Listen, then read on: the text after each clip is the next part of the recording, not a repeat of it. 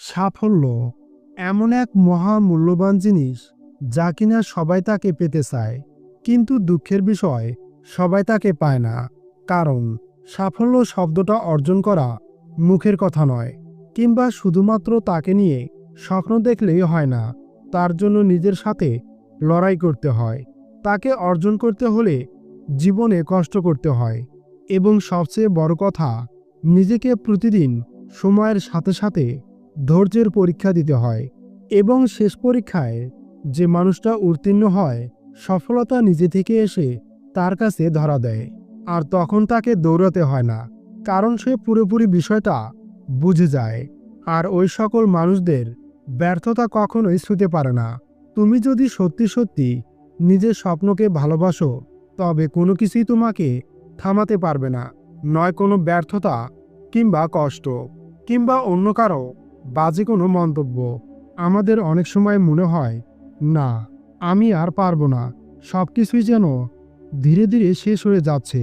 সবাই আমার থেকে অনেক গুণ বেশি ভালো আছে, শুধুমাত্র আমি একা যার ভাগ্যটা খুবই খারাপ। কিন্তু ঠিক ওই সময়ে তুমি নিজেকে মনে করিয়ে দাও, তুমি এখন এই সময়ে কখনোই হার মানতে পারো না। তাই এখনও তোমার সম্ভাবনা আছে জেতার। একটা কথা সবসময় তুমি স্মরণে রাখো, আর তা হলো, বড় মানুষেরা কোনোদিন নিজে থেকে বড় হয় না। তাদেরও কোনো এক সময় তাদের জীবনে কঠিন কিংবা খারাপ মুহূর্তগুলোকে পার করতে হয়েছে। এমনকি তাদের দুচোখ বেয়ে জলও পড়েছে। কখনো কখনো রাত জেগে তাদেরকে কাজ করতে হয়েছে, কিন্তু তারা কখনো থেমে যায়নি। যার মূল কারণটা হলো, তারা ভালো করেই জানতো যে সময় একবার চলে যায় তা আর কখনো ফিরে আসে না। আর এটাই ছিল তাদের সফলতা অর্জনের মূল চাবিকাঠি।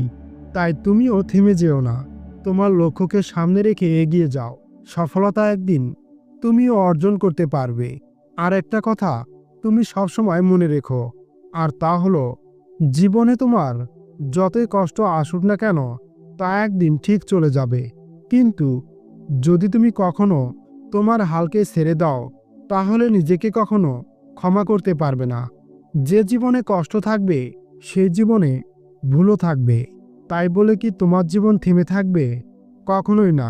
তুমি যদি তোমার মনের গভীর থেকে কিছু একটা চাও, এবং তার জন্য তুমি যদি প্রত্যেকটা দিন একটু একটু করে চেষ্টা করো, তাহলে তুমি তোমার লক্ষ্যে একদিন ঠিকই পৌঁছে যাবে।